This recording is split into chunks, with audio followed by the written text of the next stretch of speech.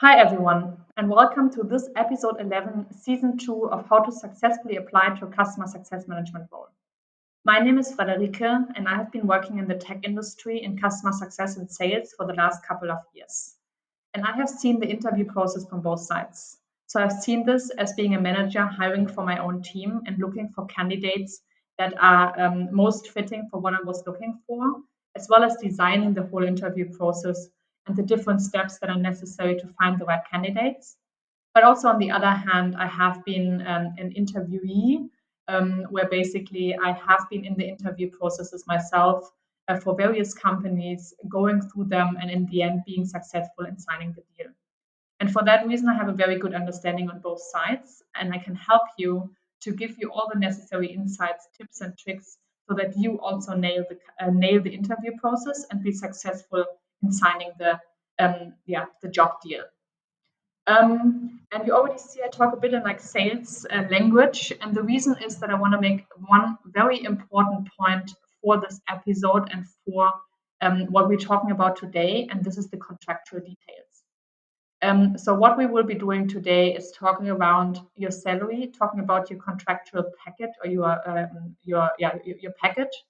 And we also talk about some ideas of how you can best negotiate in a sense that it's a win-win situation when you both sign the deal. And this is, as I said, episode 11 is all around contractual details. And because it is around contractual details, one very important point is that contractual details and all of this salary negotiation piece happens after the interview process. So you here see the whole interview process laid down again, the 10 steps. And if you haven't watched the previous episodes, I highly recommend you doing so because the previous episodes will guide you towards the contractual details. And if you, for example, applied to a job and you got invited to a recruiter interview, then watch the episode around the recruiter interview because this will tell you everything around that.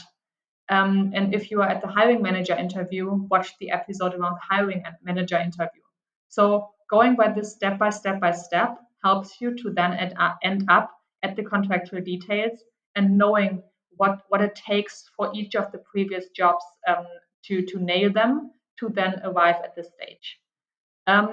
In episode 4, I talk about the whole interview process. So if you just want to get an overview of the whole process before diving into contractual details, you can also do this in episode 4.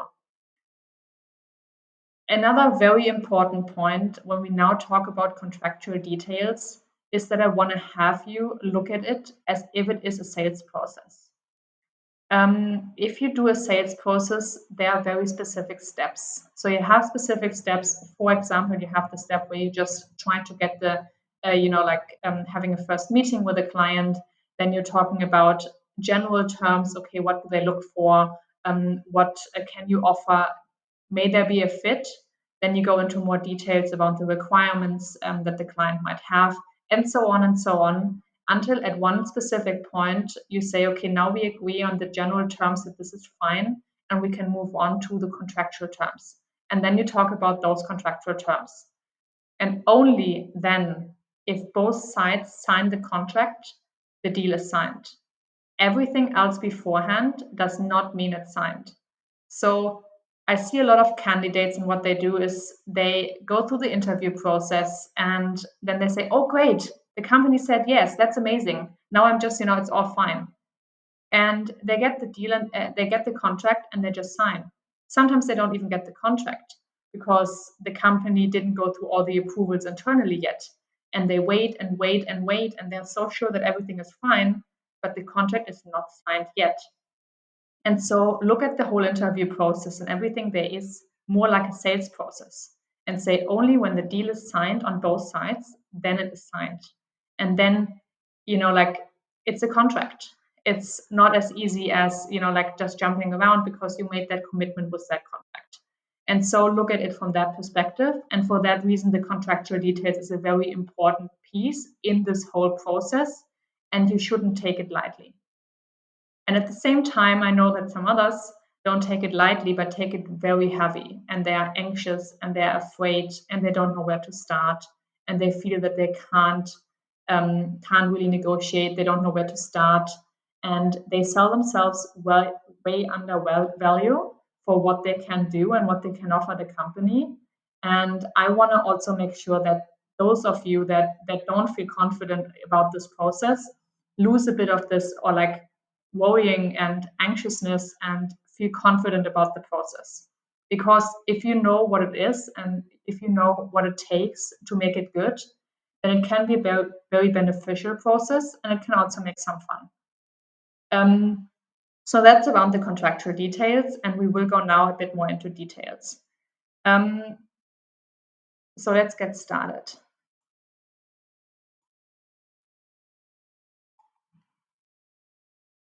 So what we'll be doing in the salary negotiation piece is that we will be talking about two different stages. And the first stage is that we talk about all the salary package, so all the benefits and everything that you get, and also some last decisions that you should make, or some last research, just to make sure that you're fine with moving forward, or that you're fine with making the decision for yourself to say, let's move forward. And then we talk about contractual details, and we also talk about, okay, what you could look for or should look for when negotiating that deal, or that, let's say, salary deal, or job deal. So let's move on with benefits. And with the benefits, what I want to say is that the salary is important, but it's not the only thing. What is important is the overall package that they offer you. And the overall package is what you should look for. And I will give you several examples where exactly it is the case that you might say, oh, one company gives me a great salary and the other is not giving me a great salary, so I take the one with a great salary. But if you look a bit deeper, it doesn't make sense to you. And the one with a lower salary, in general terms, might actually be more beneficial for you. And that's a very subjective choice. So you will see very different job offers, but it really depends on what you value in the end, if you say that's a great offer for you or if it isn't. And so this is the important thing. Look for what is important to you, and if the company offers this to you, given the contract that they offer you. So let's go into examples.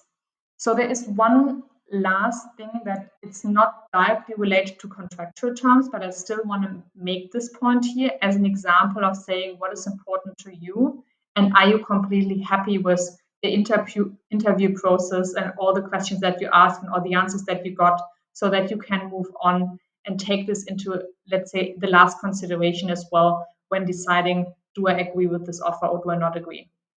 And the last check is on general the company terms. So you went through the interview process. Have a last check and a last, let's say, honest answer to yourself. Can I work for the manager that is hiring? And this is very important because the manager is so important person for you. It's kind of the gateway for whatever is coming on afterwards. So you will be working closely to your manager. Your manager can either support you within the company, or they can drain you. They can offer you some benefits, or they can do the opposite. They can offer you learning and coaching, or they don't. So it's very important that you are happy working with your manager and you say that's a great person. If there's kind of an itchy feeling, really be a bit careful and skeptical, and maybe ask for a different meeting or an additional meeting to go into a bit more details. Again, another topic, culture.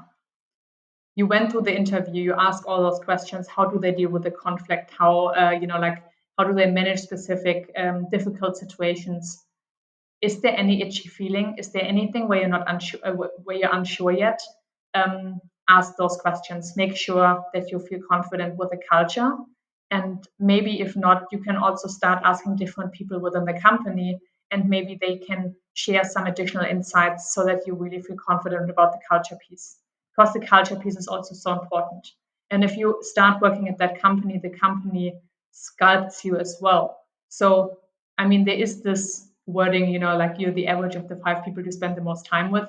I'm not 100% sure about this, but still, if the culture is not good, it will show in other pieces of your life mostly as well. So make sure that the culture is a great fit and that you really feel comfortable working with these kind of people and within the company.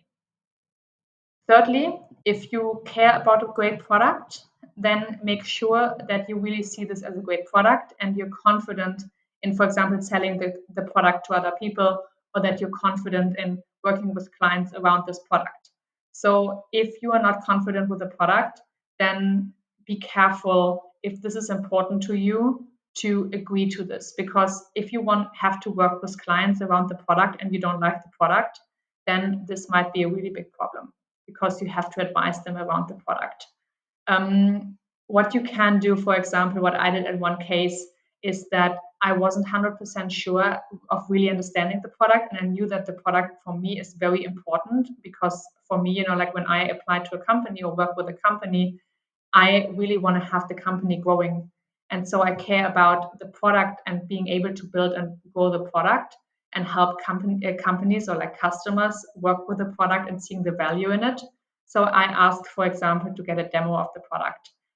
So I can ask all those questions and really get a deep dive into the product and the screen and the environment of the product and the look and the feel. So I felt, okay, I feel confident also working with clients on the product.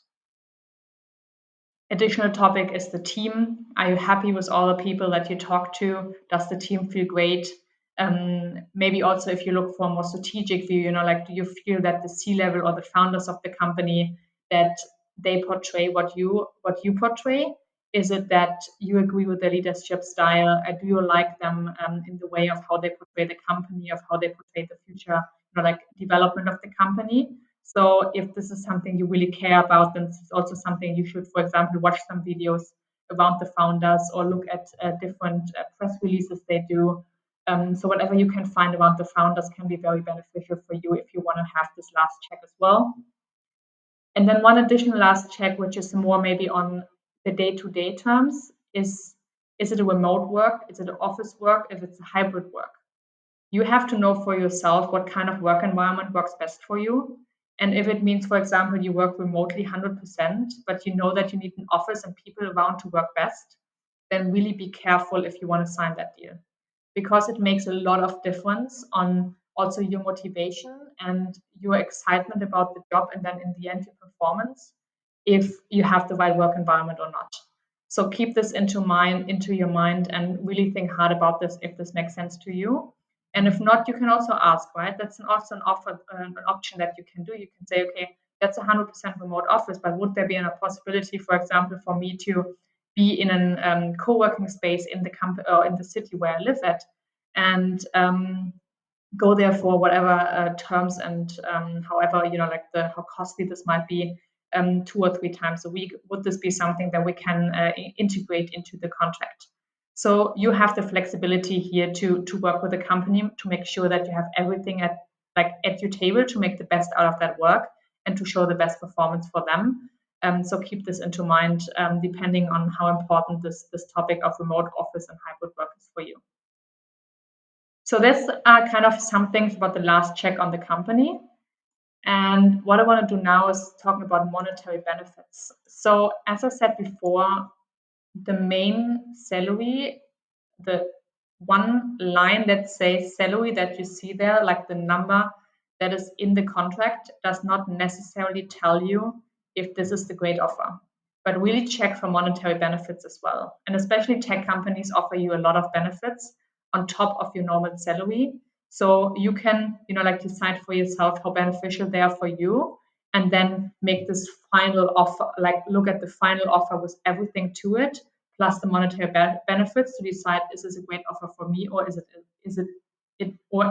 not? So what are options of those monetary benefits? So for example, it could be well-being programs. Is there, for example, someone giving you a massage coming to the office twice a week, and you can sign up for those sessions? Are there some sports offerings, some gym offerings? Some companies, for example, support, let's say, a membership for a sports club or for some other kind of sports clubs, or some well-being, monetary benefits. So whatever comes to your mind about well-being, that's, especially for tech companies, a very important topic, looking for your well-being. and looking for your mental health as well. So sometimes they have a lot of different offerings around, yeah, as I said, well-being, and check for those, because sometimes these are things you would normally pay for yourself with your normal, like your own salary income and in your private life. But those companies offer this to you within the company, let's say, structure and framework. And so these could be monetary benefits if you really care about these, that the company kind of takes for you. Another topic is free food in the office. So there are companies where you get free food while you're in the office. And if you get this free food, then obviously either you pay for the food yourself with your own income, or you pay or you don't pay for the food when you go to the office. And obviously that's big monetary benefit that you can benefit from. Um, Holiday days is a different topic. So, I mean, in Germany, I think you have 24, 26, I'm not 100% sure, 25, 26 days that are necessary or that you should have when working for a company. A lot of companies give you additional holidays. There are also some companies that take a Christmas break, so they're kind of on top 5 holiday days that you just get because working for the company.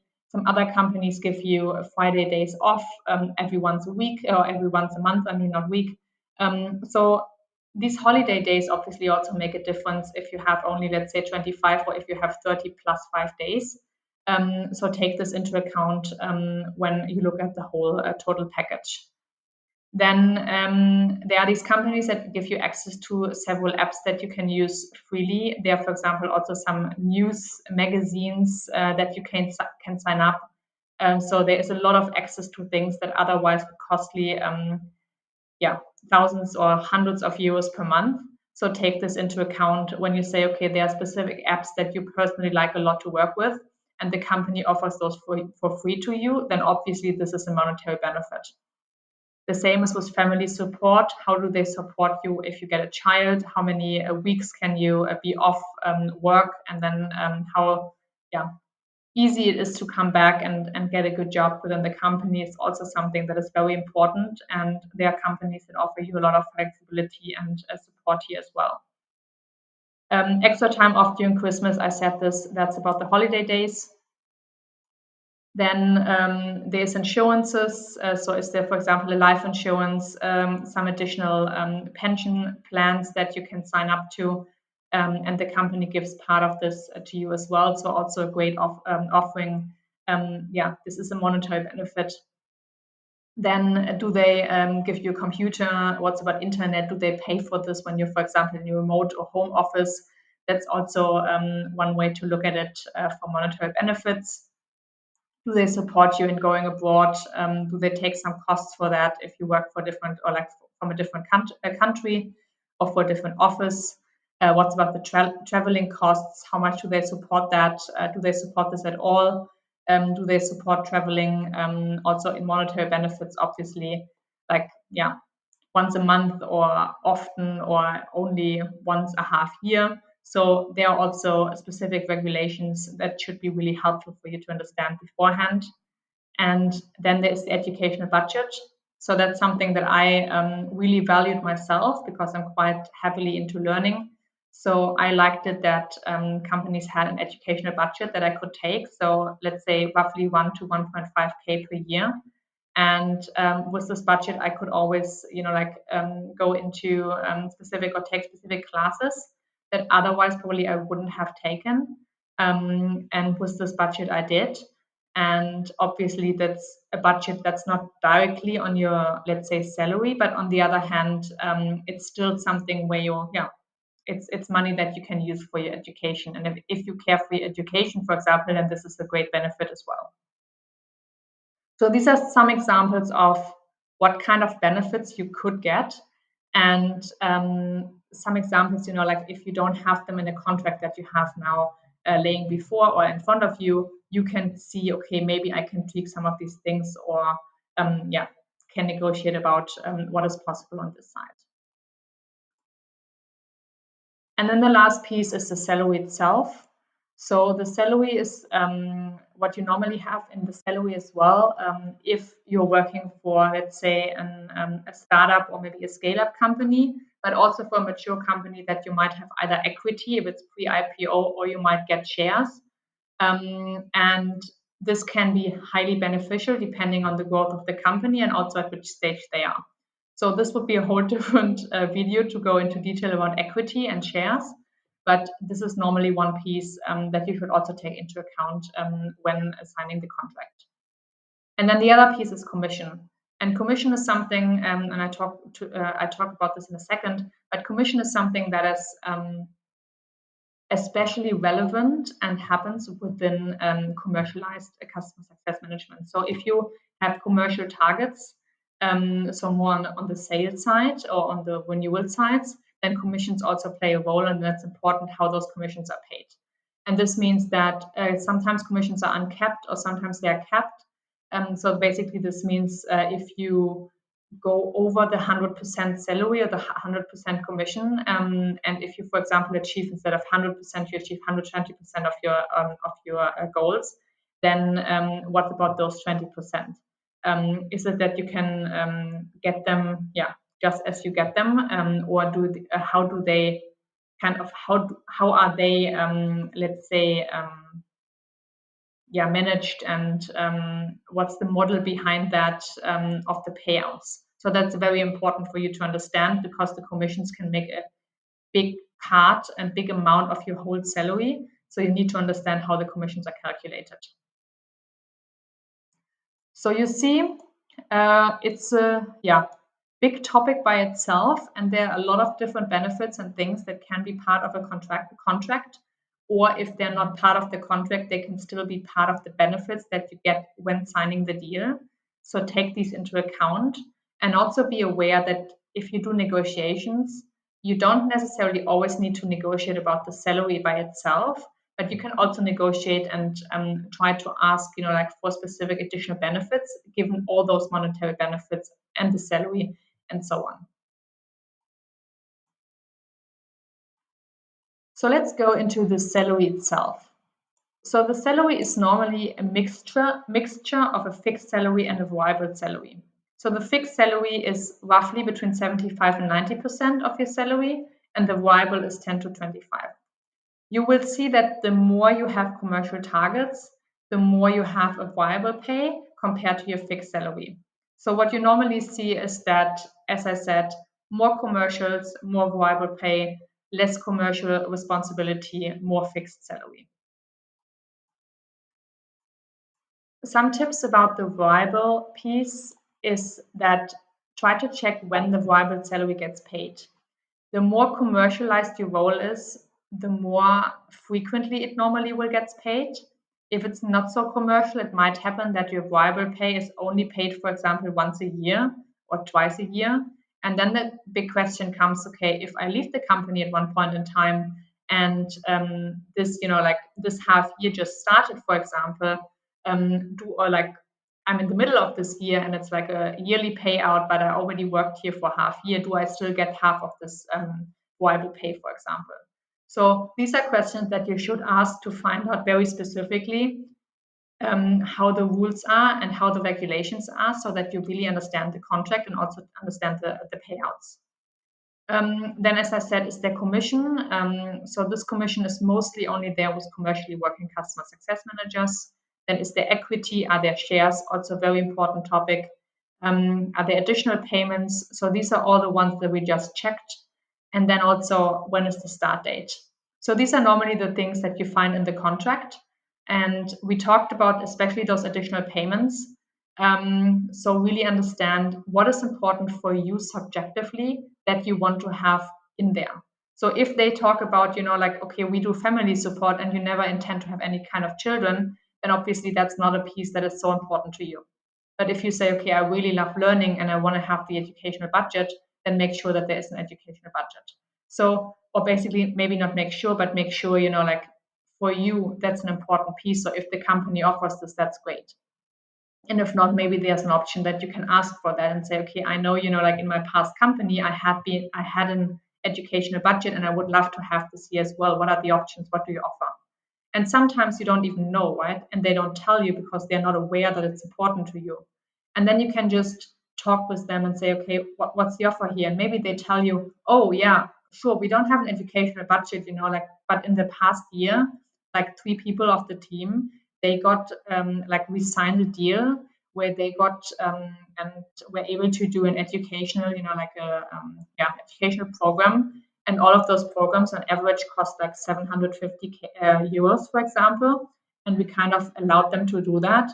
Then this obviously is an additional monetary benefit that is not part of the contract. They didn't mention it, but they still have it.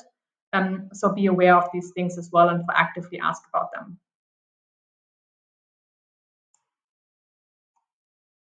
And now some tips for the contractual negotiation. So when you are in this stage of the interview process and they said, okay, we want to have you, then they say and they think you are the best fit. If you are the best fit, they want to make that work because they invested all of the other steps beforehand to now be able to make you that offer. And they try to make this work. If there's like a feasible, like good company, and you also try to make it work. So if you're just there for playing a game, then obviously that's not beneficial and it's not beneficial for both sides. So you should be on this term where you both try to make that work and you all both have been honest in the very beginning of the interview processes of the salary ranges that you accept on both sides. So you have a general understanding, okay, where do I stand, where do they stand? And you want to make this work, you want to have a win-win out of that. So take it in mind that it is a win-win. So both sides should be happy in the end and say, okay, I feel confident that this is a good offer that I offered them, but I also feel confident that this is a good offer that I signed. And so when you do this, be aware of your value. There are companies, and it's not really, I wouldn't say it's best practice, and I don't like those companies, but they try to, to sell you an offer that is like not really beneficial for yourself. So that's great for them. They don't have to pay a high salary, and they kind of get you, I wouldn't say for free, but for a very low salary. But it will be not really beneficial for you then, because you will have signed a contract and maybe someone else in the team even signed a contract where the salary is way higher, and you will be frustrated normally just because it doesn't seem fair. So if you get the salary offer and the contractual details, sorry, and you don't agree with them, or you think there are some things that you kind of want to have them differently, talk with them, ask them and say, okay, this is the contract that you showed me. And I think it's a great contract. I agree with a lot of terms, but they're like these terms 1, 2, 3. I don't really understand. And I kind of expected something else. And then you can tell them what you expected, like what you wanted to have seen. And what they normally do is when they really want to have you in the team, that they will go back to the business and they will discuss with the business if there are options to change the contract, so that they give you a bit of, like also possibility to, so basically they try to change the contract in your terms to make sure that the contract matches of what you're looking for. And in the end, then that you end up in kind of the middle ground way where both of you are happy and to move on and sign the deal. And this is, like, it's nothing weird or bad or they would say no thing. So I hear this a lot, like these questions. I'm not good in negotiation. I don't feel confident. I can't ask about something. But normally, if you don't ask, then nothing happens. And you will always have this itchy feeling of saying, I kind of wanted to have a bit more on this piece. And I kind of was a bit disappointed about that piece, but I didn't feel confident of asking them, right? And you always keep this feeling and say, okay, maybe I should have asked a bit more, but you didn't. And this doesn't feel good. So try, it's not that you say, okay, I want to have A, B, C, D, E, F, G, and if you don't give me that, then I'm just out. That's not a good, like negotiation, and this normally will backfire. But if you be just, like very honest around those things that you think are great in the contract, but those other things that you're, like you kind of expected it to be a bit different, then you have an honest conversation about them, and then they can go back and see, okay, what's possible on their side. And then they come back with a new offer. And then you review this new offer and you say, okay, that's a new offer. Okay, that sounds nice. But, like still what I give you, I kind of expected a bit more. And then they might say, okay, no, there is no option for us to change the salary because we're already on this, like on this term. And they can say, like, okay, this is what we can offer you, but is there any additional terms, like maybe that we can tweak? And then you have the option and you can say, okay, maybe if this is not what we can change the main salary, but maybe we can, for example, change, as you said, the educational budget or some other topics. And you can try to, like do a bit of tweaks in that point. And at some point, both of you will say that works. Or at some point, both of you will say, oh, it doesn't work. And that's fine as well. But try to be honest, because otherwise, yeah, it's not really helpful, like when you both sign a contract and one of you doesn't agree, because then you will normally feel the negative effects afterwards. So try to make this as honest as possible. Try this just as a normal conversation where you both try to find a middle ground that works for both of you. And then if you do this, great. Then we have a signed contract. And with a signed contract, and you agree, the company agrees, you are both, like on the same terms. You both think you made a really good deal. They made a great deal because they hired you and they think you're the best person for the team. And you agree because you say, okay, all the terms that I signed to and the company and everything that I will be working on is, I really look forward doing that. Then you're on the same terms, and then you have a very successfully signed contract, and then you can get started. So congratulations if you're at the step of signing the deal and getting started working for that company. So this was episode 11, where I talked around the contractual details. What I will be doing in the next video is that I will give you some bonus tips on the pre-onboarding phase and starting with your onboarding. But for now, I really hope that you enjoyed that video. I really hope that you gained some insights into how to make your contractual, let's say, how to find and better understand the contractual details, but also how to better negotiate, so that in the end you feel confident about the contract and you also feel confident about the value that you bring them for the price, or like, let's say, for the salary that they pay you. If you like the video, I would be really happy if you subscribe to the channel. I also would be really happy if you give me a like. You can give me comments if you say, okay, that was a great video, but I have kind of these questions and I didn't really understand that. Then obviously feel free to leave me a comment and I will answer that. And if you want to know more, I also do customer success hands-on courses. So you can sign up below for my customer success hands-on course. You can also go and write me an email or a direct message. And I also would be happy if you sign up to my newsletter, where I share some additional tips and tricks on a regular basis.